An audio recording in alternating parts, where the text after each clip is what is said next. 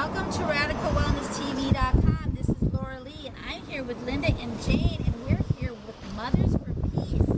How did you ladies get started with Mothers for Peace? Yeah, San Luis Obispo Mothers for Peace is very grassroots. We started in response to a letter to the editor in the local newspaper in 1969. A young woman, a young mother named Joan Stembridge, who lived in Los Osos, wrote a letter to the editor of the local paper, and she said that she was extremely distressed by the unnecessary killing and deaths created by the Vietnam War, and she felt helpless as an individual, and she was hoping there were like-minded people that might get together with her, because as a group maybe more could be accomplished. And a bunch of people responded to her letter, and by the second meeting the name of San Luis Obispo Mothers for Peace was there. So we started as an anti-Vietnam War group, hence the name. And most of us were mothers.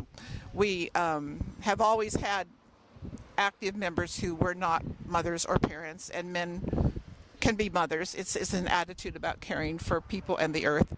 So we're not exclusive in any way, shape, or form. So how do you operate? Yeah, Linda, why don't you explain that? We're a completely volunteer organization. We don't have an office. We don't have dues. We don't have. We have a membership. We are a membership organization, and one of the only criterion for membership is that you have to live within 50 miles of Diablo Canyon nuclear power plant, and that you have to attend the meetings. And support our mission statement. And support our mission statement, of course, which I didn't bring with me. Did you, Jane? I could summarize it. Would you like a summary of our mission statement? That sounds really good. Pause. So our mission statement is very short and clear on our website, which is mothersforpeace.org.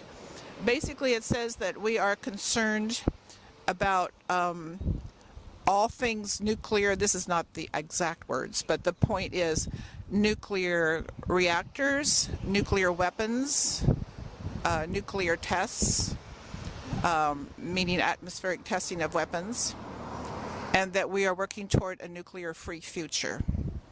That's the essence of it, and it's easy to read. It's 2 sentences, I believe. So can I ask you why? That seems like a silly question. Why are you so adamant against nuclear? Well, as I explained, we started motivated by horror at what was going on with the Vietnam War. We thought it was an unjust war, and needless deaths were happening. And the spouse of one of our very active founders and members taught physics at Cal Poly. And he informed us that PG&E was digging a really big hole out here, and it was going to be a nuclear power plant. We did not know at that point what a nuclear power plant was. We're talking 1970, when we realized, because of his warning, we should learn what that was. And so we studied up, and it didn't take us long to realize that we were already very active against nuclear weapons testing in the atmosphere. Benjamin Spock came and spoke to us, and we were real active with all that. And then we realized that the byproducts, the nuclear waste that comes from commercial reactors, is exactly the same thing as the radioactive fallout from weapons testing. And so we thought, wait, if we're so strong against this hazard to all of the biosphere, people and plants and animals and the whole thing, then we can't tolerate commercial reactors that produce the same hazard.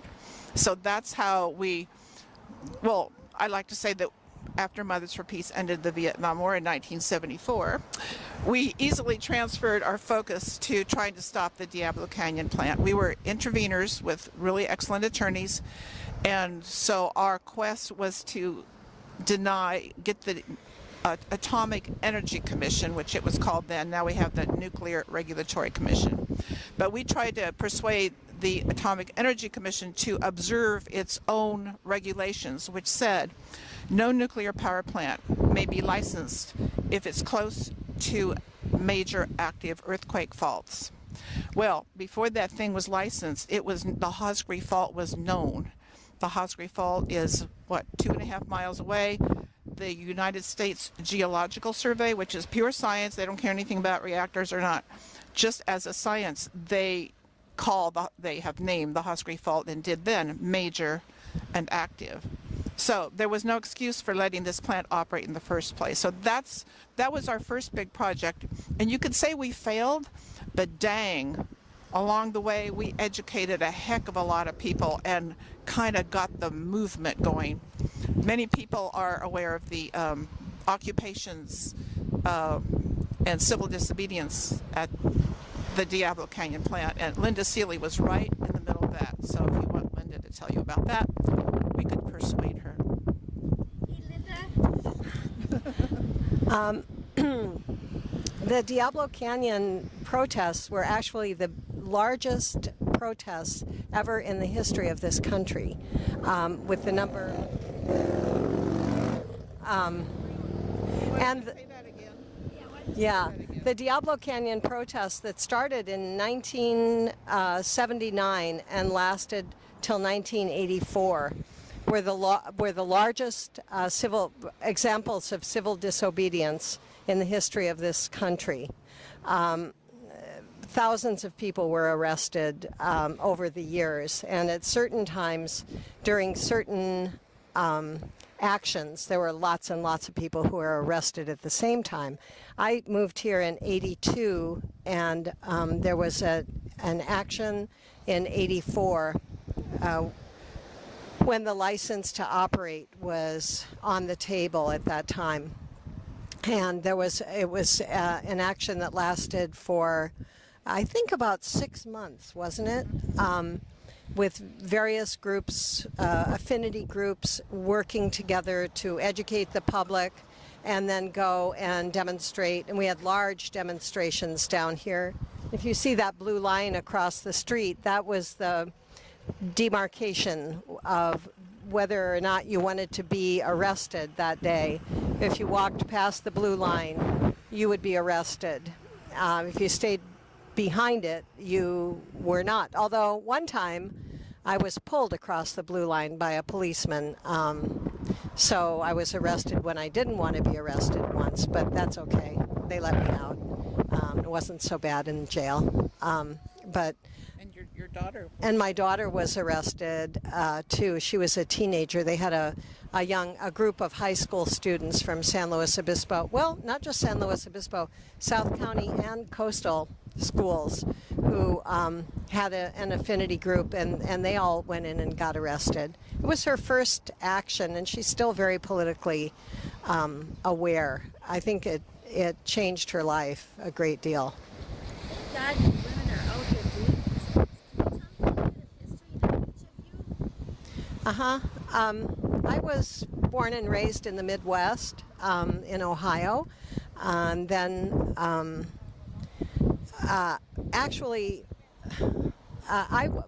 my radicalization happened because I was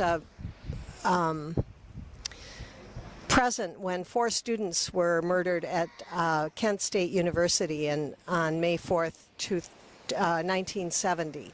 And so I witnessed that, and it changed my life a lot. And they were murdered by the National Guard, and the National Guard was... They were protesting the Vietnam War, the expansion of the war into Cambodia. And the governor of Ohio called the National Guard in because there was a lot of political action demonstrations going on during the weekend. And so they called in the National Guard, and then the National Guard just shot randomly into a crowd and killed 4 students and wounded 13. And it was a horrible experience. And that changed my life. And then that was in 1970. Just the anniversary of it was just last week, the 48th anniversary. And then I moved to Minnesota, away from Ohio, after that, and got very involved in community organizing at that time, in actually starting the food co-op network in Minneapolis. And the experience at Kent State showed me how important it is for people to take charge of their own lives and to organize internally and to present alternatives for ways of living outside of the margins of what might be called traditional. So anyway, that's how I got started. And then I moved here in '82. First person I met was Jane Swanson because she was my neighbor. And she brought me cookies and she invited me to a Mothers for Peace meeting. There you go. Yeah. My evolution as an activist is the opposite of Linda's. She was very young and radicalized, as she says. I'm a late bloomer in every aspect of my life, but I'll spare you all the details. I'll just tell you. So I got to the second meeting of Mothers for Peace when we were formed in 1969. I didn't go to the first one. I wasn't aware of date and time. And 5 people phoned me, said, Jane, you need to come. This is your people. And I said, okay. And they were so right. So I've been active ever since. And I would say the first 69 to the first 10 years of my involvement with Mothers for Peace, my role was I would go to every meeting, I would take notes and try to learn from the leadership who were more advanced than I was in knowledge and in spunk and having the nerve to step out there and confront a federal agency. This was all I was amazed, and I was a good follower, and I always took home a job. Every meeting, what can I do for next time? I'll go learn this or I'll report on that. So I did a small thing, but I was no leader. I was a follower. And then when they licensed the damn thing, and we asked them, we said, wait, you have a regulation that says no nuclear power plants by major active earthquake faults. You can't do this. How can you justify it? The answer was, Ms. Swanson, we grandfathered in Diablo Canyon because Pacific Gas and Electric Company has spent so much money. At that point, I was so angry. My blood is boiling right now. Can you see my hair standing on end? I was furious, and that was my point of radicalization, and that's when I became a spokesperson. And we're both spokespersons now. As a spokesperson back in 1984 when that happened, that meant you took notes, you went home, you typed it up, you found a mimeograph machine, you made copies, you had a mailing party, and you mailed it to the media. And you ran to a payphone, and you phoned a few reporters that you had rapport with, local ones, and maybe you could get somebody with Associated Press. That was insane. Of course, now we use social media and email and some Twitter. So we're modernized now, but that's what we've been doing. And I want to say, I think maybe when we called from phone booths and did mimeographing, we might have had more response from the media because they weren't so inundated and overwhelmed. Right. The media now is kind of used to Diablo Canyon. It's the attitude. Well, so many reporters that cover an area like ours, this is not a major city. They're young, they're lovely people, but they're getting their first jobs, they're getting experience because they want to move into a bigger market, and I'm sure they're fine human beings, but they don't know the background. So you gotta try to fill them in on the background. But all too often their attitude is, look, it's been running for 32 years and it hasn't blown up yet, don't worry about it. But the problems with nuclear power plants are not just the big things like Fukushima and 3 Mile Island and Chernobyl. Those are, of course, the absolute horror stories. But, Linda, take it over. Routine, everyday, excellent operations have big consequences for the environment. I'll let Linda explain that. She speaks well.